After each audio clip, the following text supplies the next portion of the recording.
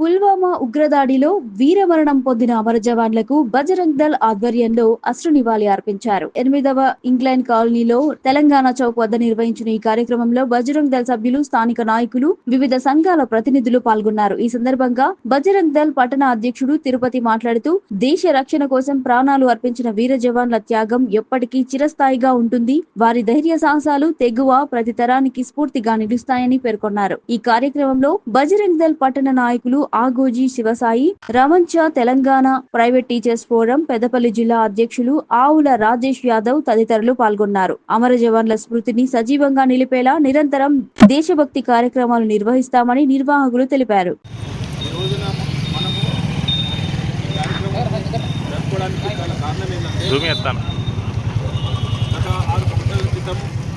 పాకిస్తాన్ తీవ్రవాదులు మన Indian army Pulwama మీద దాడి చేసి సుమారు 40 మంది పైగా చంపేశారు.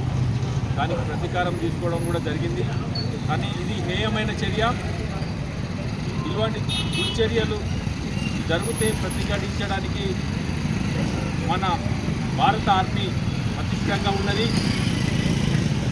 వాళ్ళు చేసిన ఈ లుచ్చ పనికి వాళ్ళు ప్రాయశ్చిత్తం లేదు, కానీ వాళ్ళకి మళ్ళీ మన దేశం మీద దాడి చేయడానికి మళ్ళీ పథకాలు రచిస్తూనే ఉన్నారు. దాన్ని ప్రతిఘటిస్తూనే ఉన్నాం ప్రతిసారి. ఇటువంటి ఏమైనా చర్యలకు ప్రతిస్పందనలాగా వాళ్ళు దాడి చేయడం కరెక్ట్ కాదు. ఈ దాడికి చనిపోయిన వాళ్ళకి ఆత్మ శాంతి చేకూర్చాలని